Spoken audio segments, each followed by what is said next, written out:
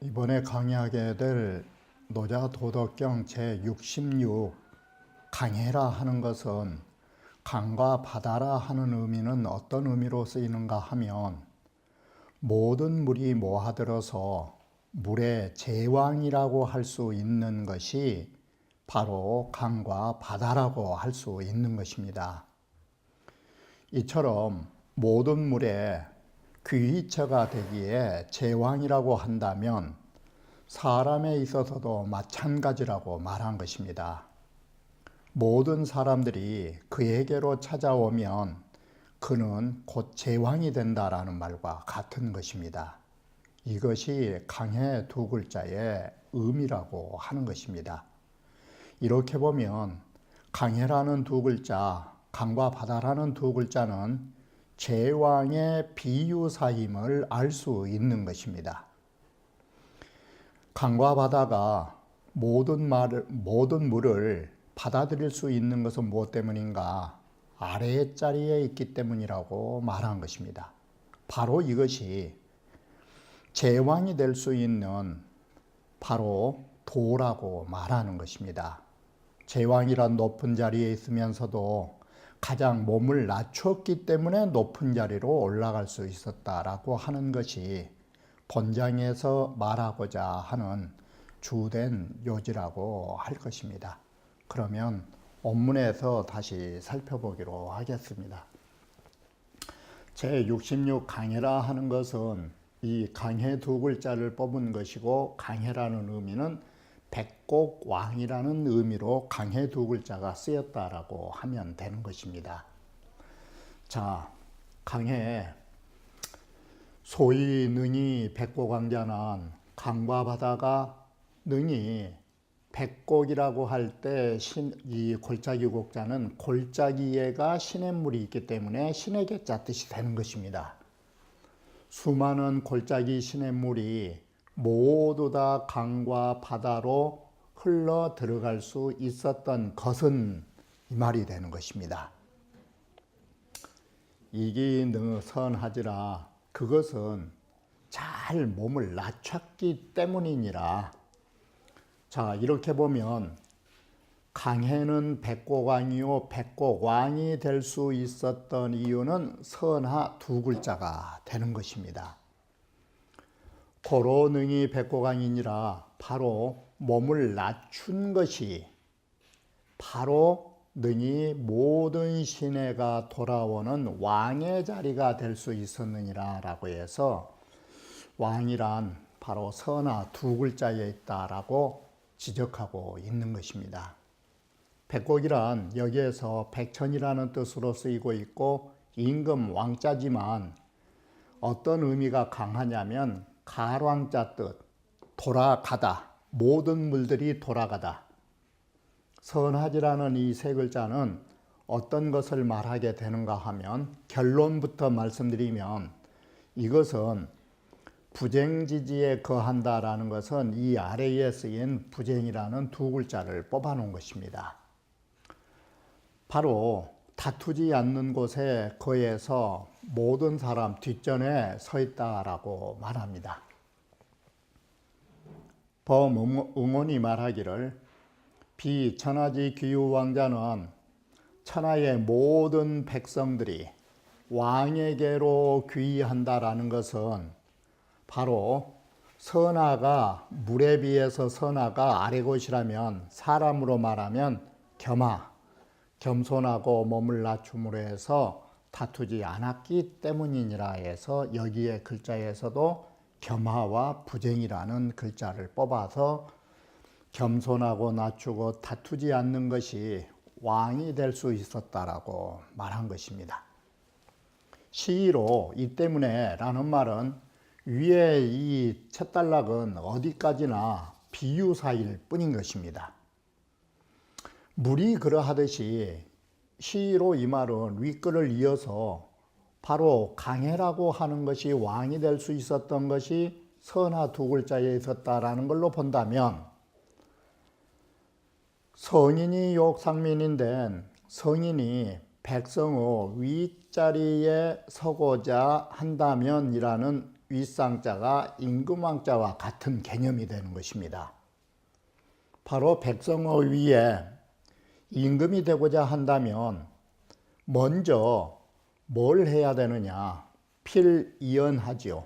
반드시 말로써 백성들보다 낮춰야 하는 것이고, 상민이나 선민이나 같은 의미로 바로 백성들의 앞자리에 서고자 한다면 반드시 몸으로 그들의 뒤에 할지니라 라고 해서 말과 몸의 행동이 백성들 앞에 앞서지 말고 겸손으로 뒷전에 서라고 말한 것입니다.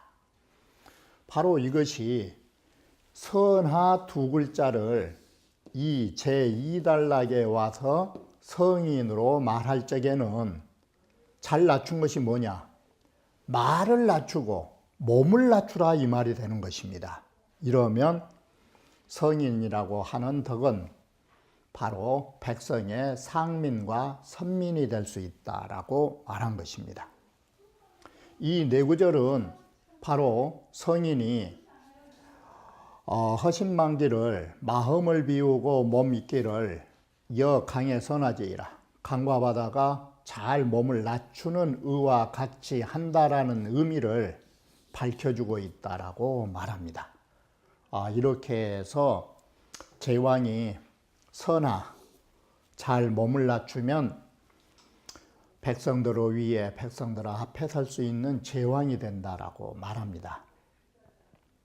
그래서 앞에 글이 상과 선자가 있기 때문에 바로 이렇게 말을 낮추고 몸을 낮추면, 이 때문에 성인은 바로 이 시라는 말은 언하와 신운 것입니다. 말을 낮추고 몸을 뒤로 했기 때문에 성인이라 하는 것은 엄연히 백성들의 윗자리에 있지만 백성들이 무겁다 여기지 않는다라는 것은 뭐냐? 백성들의 위에 있지만 이 성인은 제왕을 말하는 것인데, 예를 들면 오늘날에 있어서 대통령이라고 하는 거 모든 사람들의 윗자리에 있지만 모든 사람들이 무겁게 느껴지면 이건 뭐가 문제냐? 여기에서 백성들이 무겁게 느끼지 않은 것은 뭐 때문에 무겁게 느끼지 않은 것은 항상 최고의 통치자는 말을 낮추고 항상 그는 뒷전에 섰기 때문에 백성들이 무게를 못 느낀 것입니다. 이 말을 반대로 하면 위에 있는 최고의 통치자가 하는 말마다 최고에서 군림하려 하고 항상 그들이 먼저, 통치자가 먼저 앞에서 갖고 큰 소리 치기 시작하면 이 백성들은 어떻게 될까? 대통령이라고 하는 그 사람에 대한 무게에 짓눌 수밖에 없다라는 말이 되는 것입니다. 선민이라는 말을 여기는 처민전으로 쓴 것입니다. 백성들 앞에 이렇게 엄연히 대통령이라고 하는 거 있지만 백성들이 해롭다라고 생각지 않는 거, 그렇게 받아들이는 것은 모두 다 말을 낮추고 몸을 뒷전으로 겸허한 데서 나온 것이라고 말합니다. 자, 이구는 이렇게 되면 어떻게 될까? 윗사람과 아랫사람이 모두 다 서로가 모두 이즘으로 해서 귀천이니 선우니 이런 의의가 있는 것조차 모르는 거라고. 바로 이렇게 한 것이 뭐 때문이냐? 자, 통치자 자신이 먼저 마음을 비우면 백성들까지도 마음을 비워서 모두 다 부담을 느끼지 않는다라는 말이 되는 것입니다. 우리 모든 사람들이 부담을 느끼는 거, 이게 무엇 때문에 부담을 느끼는 것일까? 바로 최고 통치자의 하는 말이 너무 무겁고 그 행동이 너무 무겁다라기보다는 행동이 너무 이거 잘못하니까 사람들은 부담을 느끼게 되는 것입니다. 바로 이렇게 해서 삼단락이라고 하는 것은 어떤 것이냐, 부담 느끼지 않는 제왕, 부담이 되지 않고 소위 국민이 해를 입지 않는다라고 하는 통치자. 이게 바로 뭐냐, 한마디로 백성들이 무겁다 느끼지 않고 백성들이 조금 더 해롭다고 느끼지 않는 거, 이게 그 편안한 자 것입니다. 이것이 편안한 백성. 바로 이렇게 백성들이 부담이 없고 백성들이 해치지 않는다라고 생각하니까 이 백성들이 뭘 할 것인가, 천하의 모든 백성들이 낙추이 입으려미오라고 해서 기꺼이 바로 추대한다라는 것입니다. 그래서 조금도 싫어하지 않는다라고 해서 바로 모든 사람들이 추앙하는 거, 이게 뭐 때문에 추앙하는가? 이 추앙을 받으려면 통치자의 첫 단계가 말을 낮추고 몸을 뒤로 하면 백성들이 부담이 없게 되고, 부담이 없으면 백성들은 통치자를 기쁜 마음으로 추앙하게 된다라고 말한 것입니다.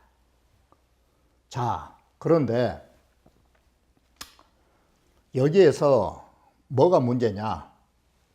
말을 낮추고 자기 자신을 뒤로 한다라는 거, 다시 말하면 한 글자로 말하면 이 선하라는 두 글자인데, 이 선하는 곧 뭐냐? 왜 우리는 낮추느냐? 이기부정이 있어요. 다투는 마음이 없기 때문에 낮추는 것입니다. 이게 조금도 저희 사람들하고 이 백성들하고 다투려는 마음이 없기 때문에 몸을 낮추는 것입니다. 몰지각한 통치자들은 이 나라에 살고 있는 사람과 적대적 관계를 가지고 마치 적처럼 대적하려고, 싸우려고 덤벼드는 거, 그게 뭐냐? 이게 낮춘 것인가? 이건 선화가 아니라 가장 그 일반의 보통 사람도 못 대먹은 이게 승인지백이라고 한 것입니다. 남을 이기기를 좋아하는 그 잘못된 성질, 그것 때문에 겸손 못한 것입니다. 허우대는 멀쩡해가지고도. 자, 바로 이렇게 다투는 마음이 없기 때문에 몸을 낮출 수가 있는 것입니다. 고로 천하 망능 여지쟁이니라. 바로 이 때문에 이 세상에는 임금이 다투는 마음이 없으니까 이 소리 아닙니까, 이게. 이 제왕부터가 다투는 마음이 없으니까 여기는 또 누구예요? 아래에 있는 이 백성들까지도 다투려는 마음이 사라져버린 것입니다. 자, 이렇게 보면 국민이라고 하는, 나라의 사람이라고 하는 사람들이 다투려고 한다면 그건 어디에 원인이 있느냐? 통치자가 다투려는 마음이 있기 때문에 국민도 지지 않으려고 다투는 것입니다. 반대로 통치자가 겸양하면 아래의 사람도 자연히 겸양하게 되는 것입니다. 바로 이것이 무엇과 같은 논리구조냐? 자, 대학에서 보면 일가인이면 한 집안이라고 하는 것이 통치자의 집안을 말하는데, 통치자의 집안이 어질면 다 일가인이면 일국이 흥양하고 온 나라 사람들이 바로 뭐가 있느냐? 이게 온 나라의 사람들이 이 인의 기풍을 일으키는 것입니다. 반대로 하나 더해서 일과 양이면 이 한 집안이 모두 겸양의 풍속을 가지게 되면 일국이 흥양을 한 것입니다. 자, 이처럼 보면 이게 뭐에 관련되느냐? 이게 나라의 사람들이 어진 기풍과 나라의 사람들이 사양의 기풍이 난다라는 거, 이것은 원인이 있다라고 하는 겁니다. 바로 통치자부터가 어질고 겸양했을 때 가능한 것입니다. 이것이 항상 자주 말씀드렸던 군자지덕은 풍이요, 군자의 덕이라고 하는 통치자라고 하는 것은 바람과 같은 것이고, 이 백성이라고 하는 것은 풀과 같은 것이어서 풀이라는 것은 바람 불어주는 대로 휩쓸기 마련인 것입니다. 이와 같이 통치자가 겸양하면, 겸양의 바람이 불어주면 자연히 풀은 겸양의 바람으로 갈 수밖에 없다라고 하는 것입니다. 이 세 구절은 모두가 부쟁이라는 두 글자, 다툼이 없는 두 글자, 이것으로서 명상문지이라 위의 문장의 그 뜻을 밝히고 있다. 자, 이 부쟁지도로 위 무의지위면 첫째, 통치자의 마음이 다투려는, 나라의 백성들하고 다투려는 마음이 없는 도로서 통치자가 이런 행위를 몸으로 행한다면 마음은 부쟁이 돼야 되고 행위는 자귀가 없는 행위를 하게 되면, 이 자귀가 없다라는 말은 항상 자연스럽게, 무의의 반대는 항상 강작, 억지로 하는 것, 억지로 하는 일이 없이 자연스럽게 한다면, 이처럼 몸과 마음이 부쟁지도로 자연스럽게 한다면 천하지민이, 이 세상의 모든 사람들이 감성인 무의지하여 성인의 무의의 정치에 감화를 입어서 겸양지풍이 이행하고 겸양한 풍속이 이미 행하게 될 것이고, 쟁탈지풍이 자식하리니 쟁탈의 풍속은 절로 종식되게 될 것이리니, 수욕쟁지나 이렇게 되면 아무리 사람들이 싸우려고 해도 영망능 여지쟁이 아니라 또한 그 어느 누구로 더불어 싸울 대상이 없어진다라는 것입니다. 바로 싸울 대상을 만들고 대상이 없게 만드는 것도 다 누구 때문이냐? 바로 통치자가 책임져야 된다라고 말한 것입니다. 자, 이와 같이 우리가 본다면 여기에서 우리가 볼 수 있었던 것은 뭐냐면, 바로 이 글은 3단계로 구성되어 있다라는 것입니다. 몸을 낮춘다라는 것. 낮추는 것은 두 번째, 구체적 방법이 뭐냐?